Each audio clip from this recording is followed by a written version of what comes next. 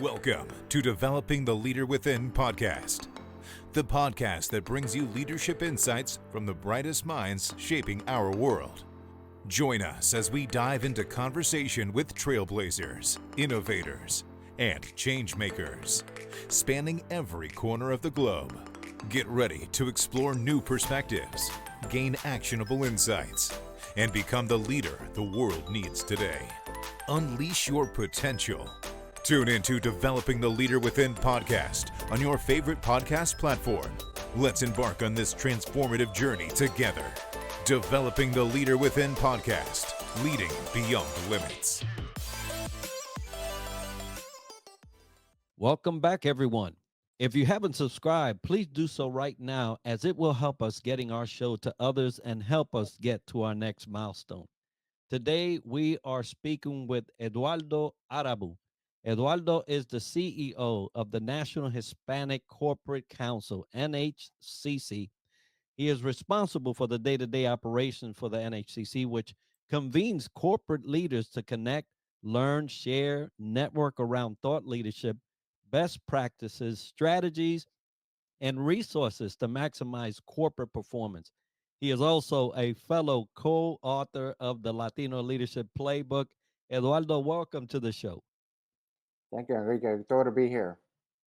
Outstanding. We're happy to have you here at the almost last episode of the year. We're closing it out with great speakers and folks that can attest to what it is to get ready for 2025. And folks, we will be speaking about Latinos Rising, proven strategies to conquer corporate America in 2025. But before we get into all of that, Eduardo, tell us a little bit about you. Yeah, thank you for having me again. As you mentioned, I am the CEO at the National Hispanic Corporate Council. I've been with the organization for about 10 years, and the last 5.5 or so as the Chief Executive Officer. We work with companies to support their Latino strategies around talent, around workforce, marketplace, supplier, community relations, and the employee resource groups as well. Born in Venezuela, raised in Chicago, spent some time in Washington, D.C., and enjoy to be here. Well, we're happy to have you and discuss this topic because we know that, as you mentioned, strategies, right? And we'll be talking about strategies in our conversation today. But one of those strategies is, hey, I'm Latino, there's this workforce, I want to get in, or I want to move up. And that causes challenges at times that are unique to the Latino community. So, what unique challenges do Latinos face in corporate environments today? And how can they leverage their cultural identity as a strength to stand out and thrive in 2025? Yeah, great question. I think if we look at it from a couple of perspectives, first is the perception of Latinos and Hispanic, not only in the U.S. but in corporate America. So there's external factors, political factors, and so forth, where we need to change the narrative that we are also a part of this great fabric of our society, and we're contributors, right? Not only a consumer, but also part of the workforce. And so there's a whole bunch of awareness opportunities that we need to do in corporate America, and especially those in those roles. And then looking at next generation, how do we bring those up the ladder and support them while you navigate your career as you move up as well.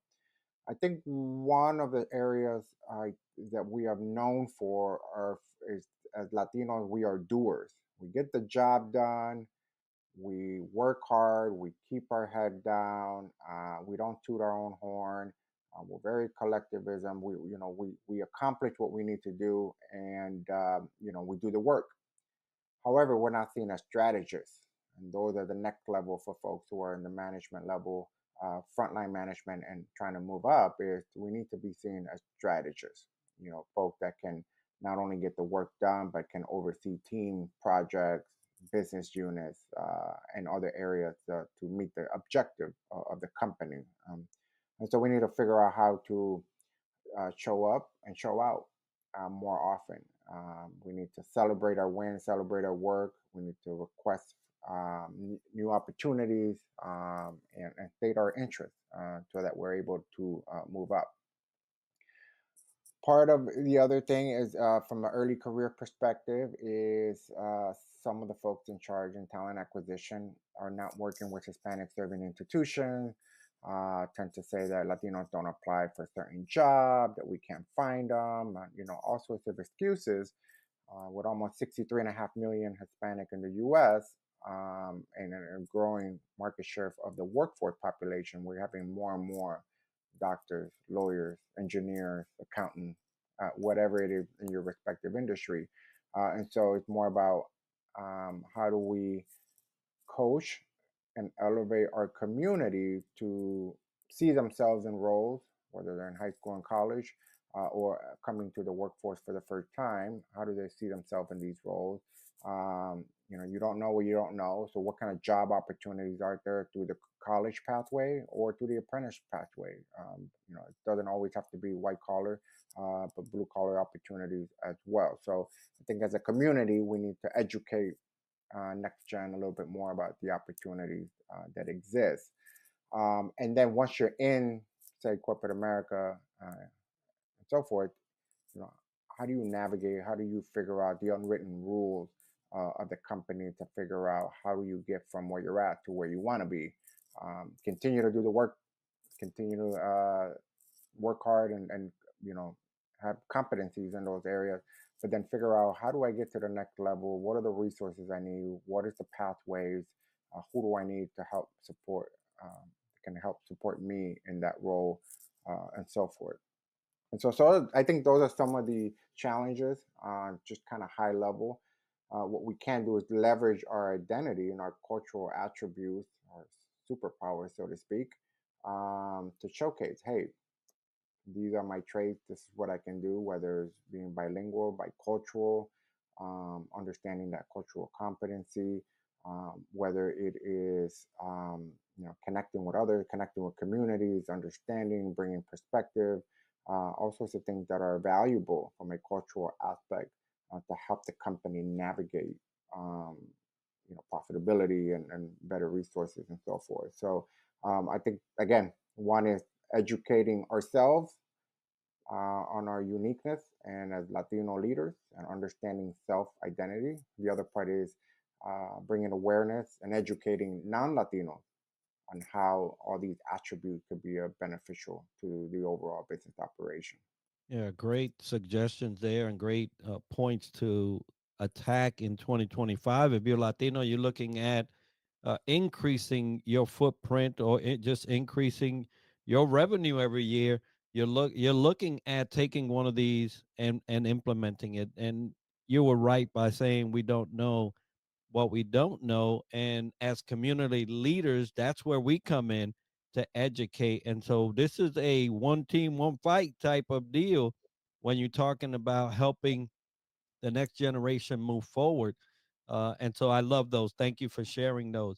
Now, there are strategies that we should employ. One of those are networking. And a lot of people, you mentioned, oh, we like to keep our head down. Well, sometimes that doesn't help in expanding our territory or expanding how far we can go professionally. So, what strategies can Latinos use to expand their professional networks and connect with mentors who can champion their careers in the corporate world? Yeah, absolutely. I think have to emphasize that the development and the nurturing of your professional network cannot just be an early career stage, right? When you're navigating, trying to get your first job, you're networking with individuals to land that first gig or your second. It has to be a constant state of networking. Now, at some point in your career, maybe you slow down a little bit, you have other responsibilities, and other priorities as well. But you should always seek an opportunity, regardless of what level you are, continuously to network and build relationship and so forth. One area to begin with is internally.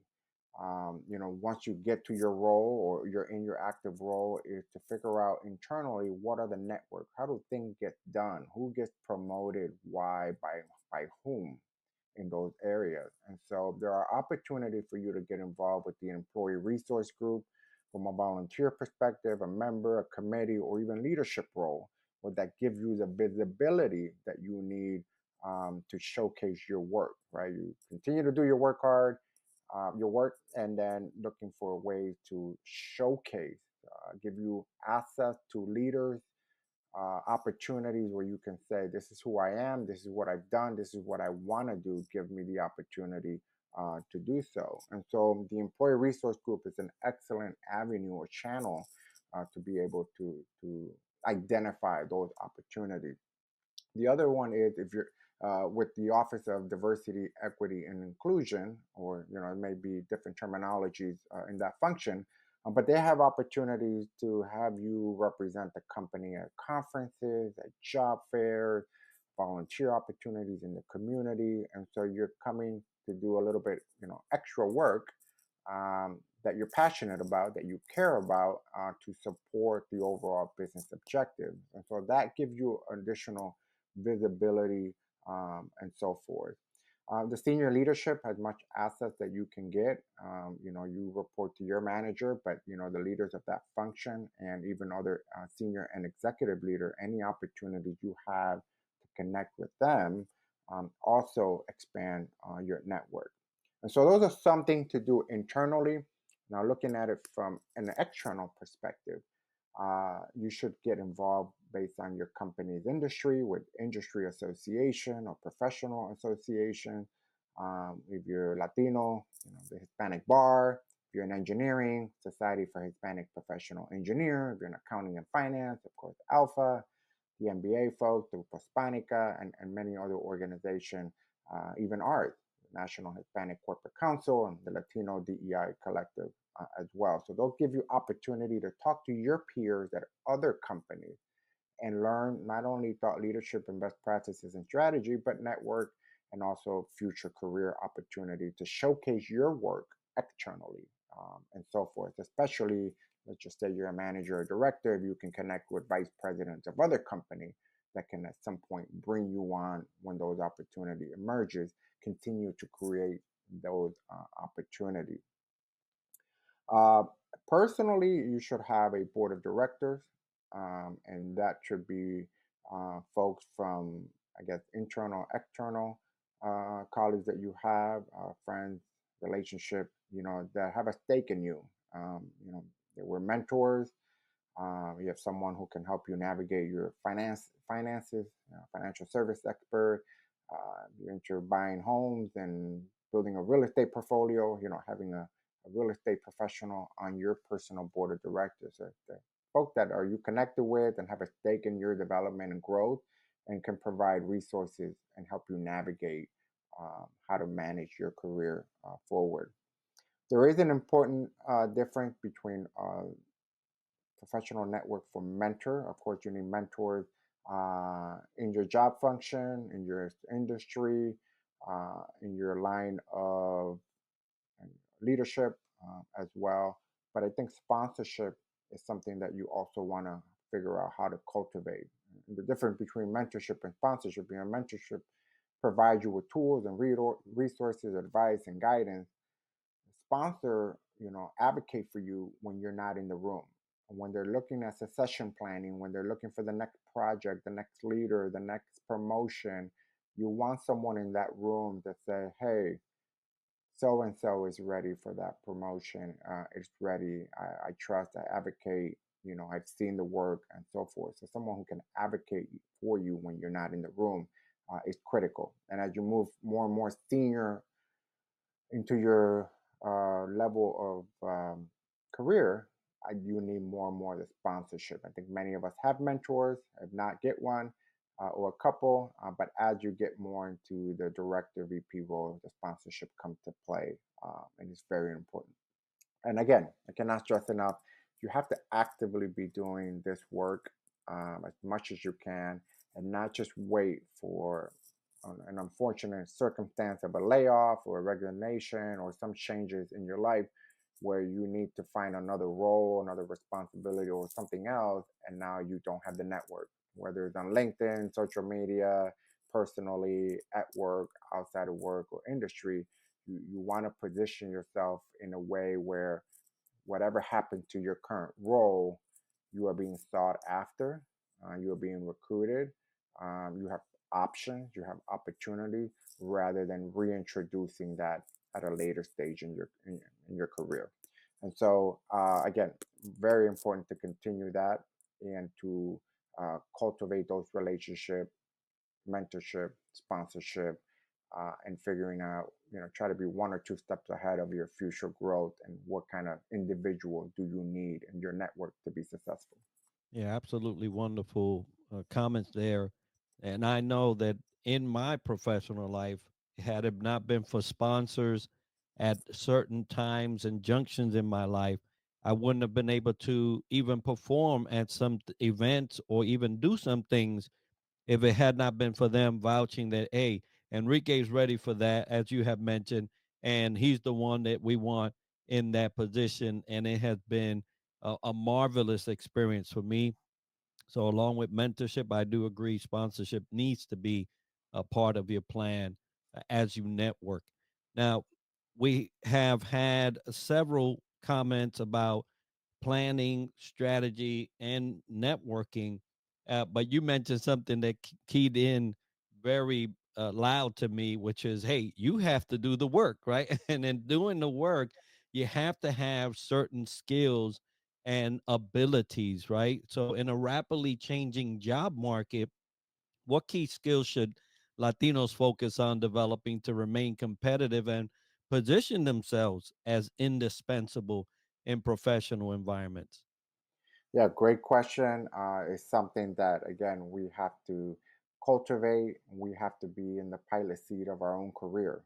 And we need to figure out how to remain competitive as our population grows, as job market changes, external environments, and so forth, and make yourself valuable and indispensable.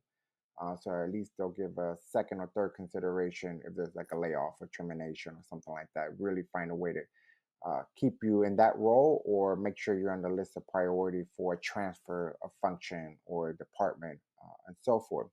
Generally speaking, in terms of skills, I've set a framework for myself and I updated, maybe every 3 to 5 years. When you're a young professional, priority changes to, mid-career and more senior.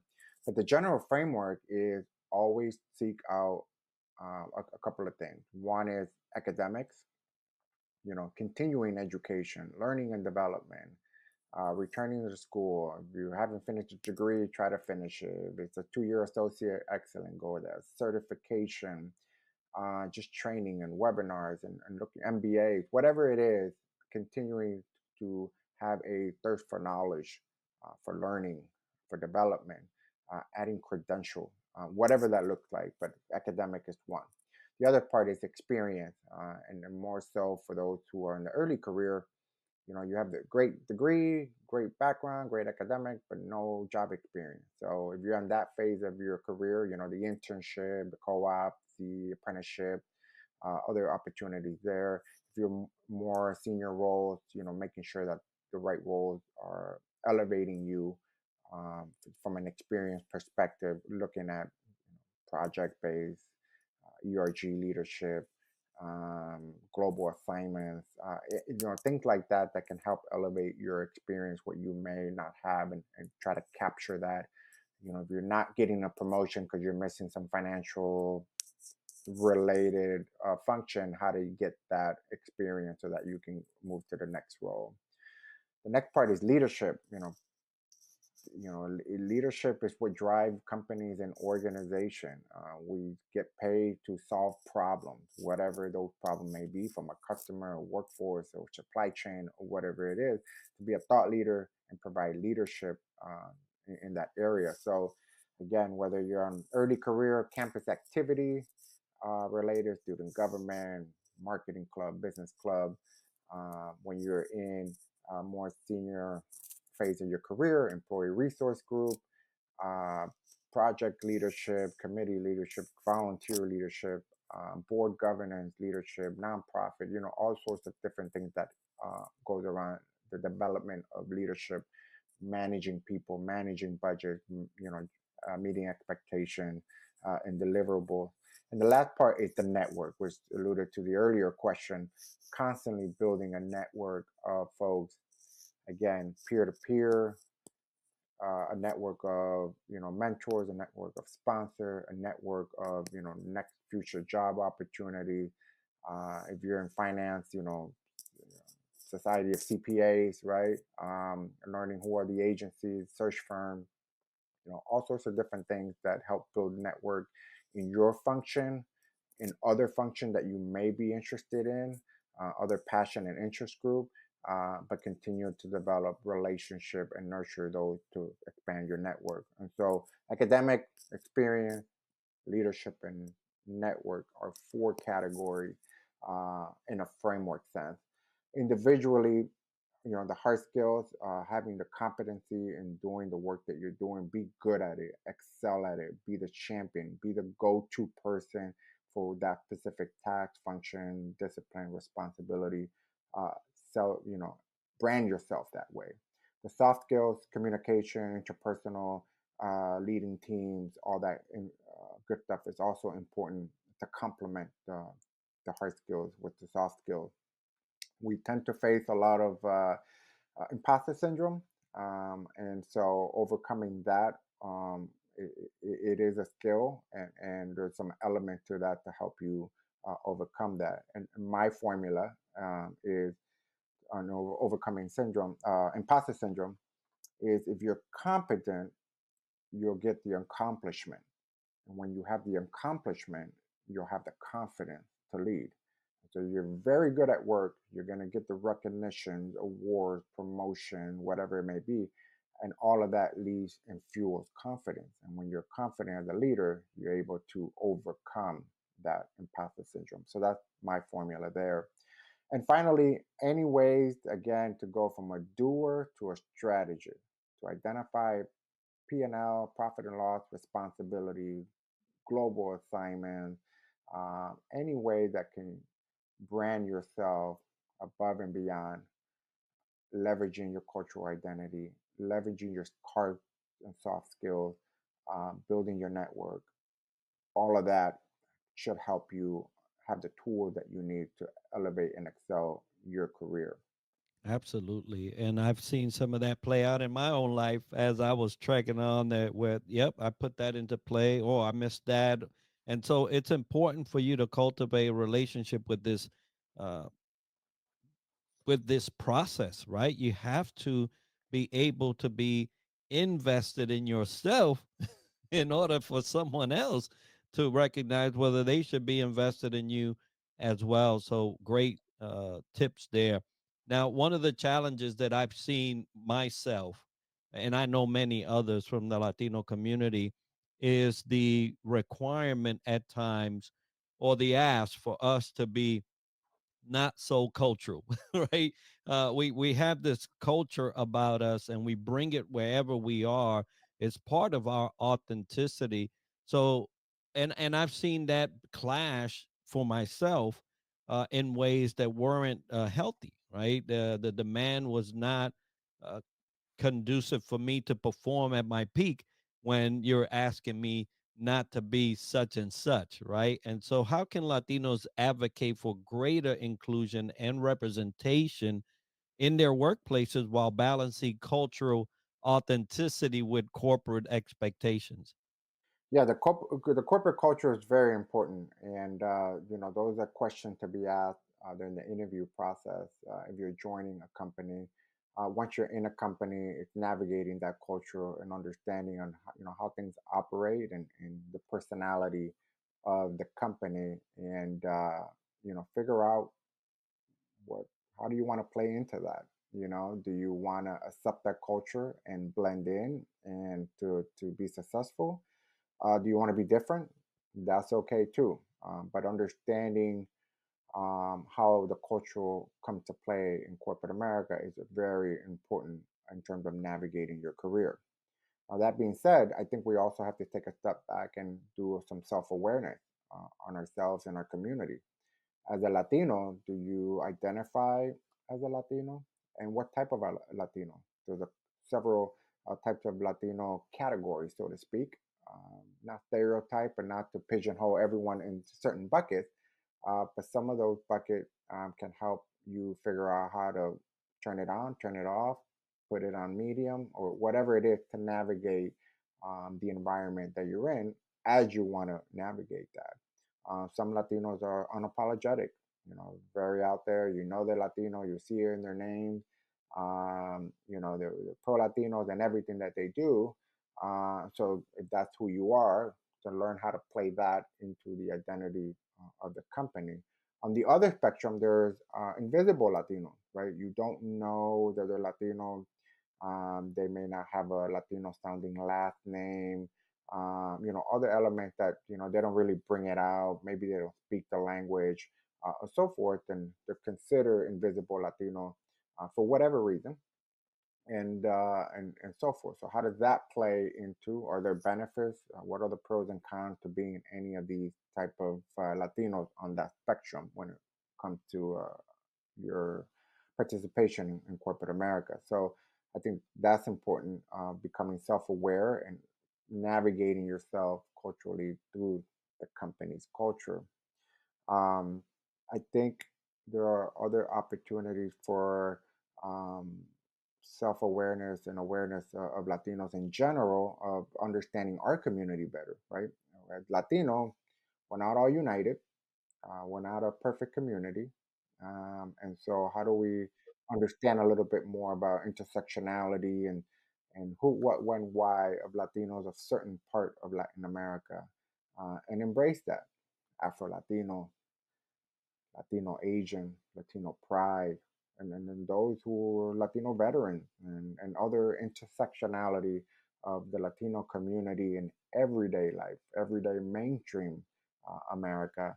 Um, we have to understand and do better job on ourselves. Right? There's some anti-blackness in the Latino community. There's machismo. There's all sorts of different things there that we need to figure out for ourselves, and it's also an opportunity to showcase and celebrate those differences to non-Latinos so that they can understand, well, how come ABC, right? Or how come you have this sounding last name? Or how come, you have a Afro Latino? Well, because in Latin America, during, certain times, you can explain and celebrate those history and bring those awareness. So we have to do that for ourselves.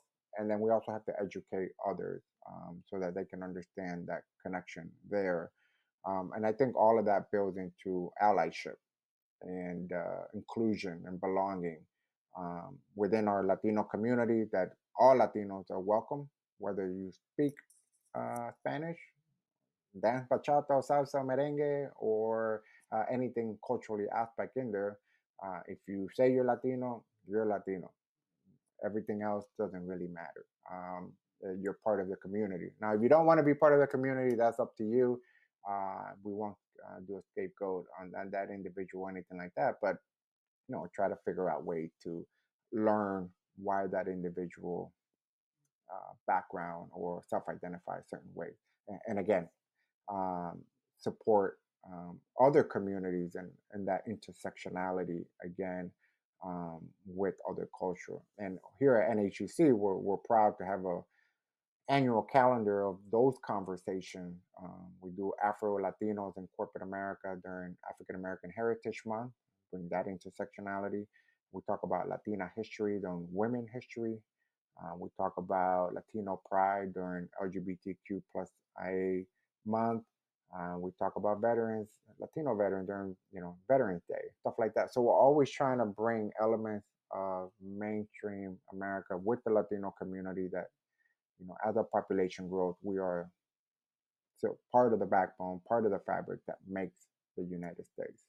And I love that you mentioned, hey, you got to be clear on your on your own stuff before you start trying to propagate it among people that may not know, or sometimes may not care, right? And you have to be ready for that. But the main point is, hey, know it yourself, right? Know why you are tooting this. I am Latino, Hispanic, or however, in order for you to know how it plays out. And another thing that you mentioned was key. folks, when you're attaching yourself to an organization, you also have to know how they view that from the get-go, so that you're not stuck in some place where you are now stifled, you can't grow, and you can't show any pride in any one way or another. But that was a decision that could have been mitigated right at the beginning when you're exploring who you're working for, because some organizations don't allow that liberty, and some are just, bring us our song, we're with it, we're expecting it. Here comes 2025 right around the corner. And there are a lot of people that have been working hard throughout this whole last year to position themselves for leadership roles. And good on them for doing that. Hopefully, they covered all the things that you've spoken about today, because they are key to getting yourself into that position. But what actionable steps can Latino professionals take to position themselves for leadership roles and influence within their organizations in the next coming year? Yes, I think professionally, to not be complacent. There's going to be a lot of challenges to the corporate environment next year. And again, having the Latino business case and driving execution from there should help you stand out as a leader. When we look at demographic and data, 50% of consumer growth is the Hispanic and Latino community. So you look at who's buying homes and cars and purchasing CPG products and other services, 100% multicultural, 50% Hispanic and Latino. And so bringing that awareness to the company can make or break them if they're not already involved in there. And what better way to go after the Latino consumer by hiring and elevating the workforce of Latino stakeholders, right? That can lead and drive that change. And so I think the business case for Latino inclusion, not only from a consumer growth opportunity, from a workforce, is also beneficial. So that's one way to take that message and be seen as a leader and to help the company grow and have all those opportunities fall in place. The other thing with growth is workforce growth. Almost 50% of new workers by 2029 it will be attributed to Latino. About 26% of that is Latina. So Latina inclusion is super important. Again, not only from a decision making process as customer, but from a workforce and as a supplier, as a Latina owned businesses, and many, many opportunities. So yes, this work and DEI initiative is a good thing to do. It makes business sense. And if you can tie those two sides of the coin, the company should see greater optimization of corporate performance and being more competitiveness as companies fight with each other for market share. So I think that information is super important and super critical for a company to have. And so articulating that can drive forward the agenda of the organization. Now, as an individual, building a roadmap for yourself career wise, articulating and communicating your goals and executing that from your day to day function, but then also those opportunities to be a DEI leader, a Latino leader, a corporate leader within your department, within your function, part of the employee resource group, part of the Office of DEI, and many other community related engagement or opportunities to be seen that you have the capacity, you have the competency, you have the leadership skills, and hopefully all of that will translate to new opportunity with you for you at the company. Well, great advice coming up for this year, folks. I hope that you have been taking notes, because there was a lot shared there, and it can take you right from the beginning to the very end and positioning you for those leadership spots that you see or that you are craving or going towards, right? And so, thank you for sharing all that, Eduardo. It has been a great conversation, a lot to digest here, but I think in itself, all what you need to get yourself ready for 2025 from the Latino perspective. But even for non-Latinos, some of these things will play out for them just the same.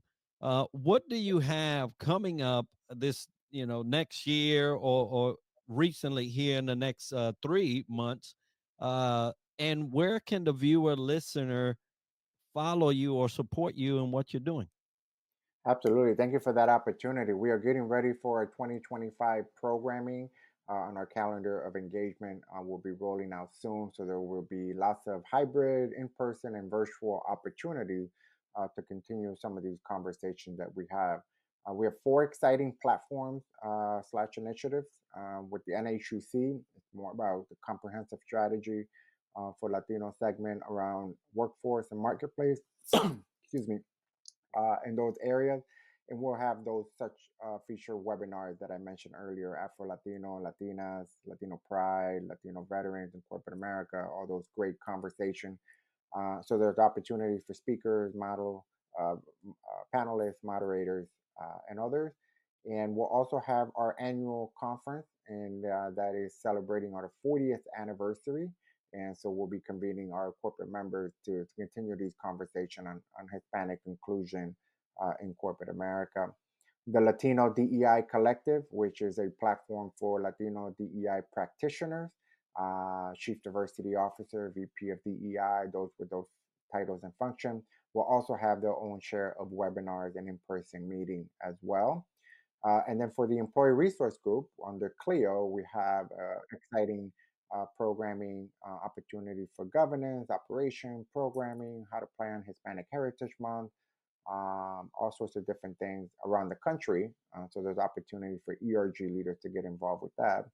And last but not least, our Latino Executive Accelerator Program. That is a 3-phase, 6-month program to help frontline managers and manager excel to more director, VP, and more senior roles. So we'll also have that program called LEAP. I invite all your audience members to check us out on the website. It is nhcchq.org, and follow us on all the appropriate social media networks as well, so that you can get the invitation, up-to-date information, an opportunity to excel your career and support your company's corporate performance and competitiveness. Outstanding. And we'll have the links to all that information on the video and show notes so that you can follow Eduardo and NHCC. And look, there's a lot going on coming up that will benefit you, and it's imperative that you get aligned with some of these programs that are coming up. And so thank you so much, Eduardo, for sharing that. And folks, we just want to remind you that today's episode is sponsored by Fantail Services and Superpass, which are powering our website and app, Southern Sweet and Sassy Coffee, The Outlier Project, and Duco.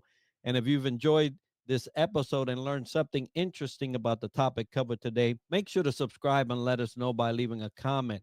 And we're always looking for new ideas and guests that we can add to our show. So if you know someone or have a topic that you would like featured on the podcast or want to sponsor our show, we'd love to hear about it by emailing us at triadleadershipsolutions@gmail.com. And be sure to tune in next week for another episode where we dissect leadership from another angle. And as we like to end the show, success to you.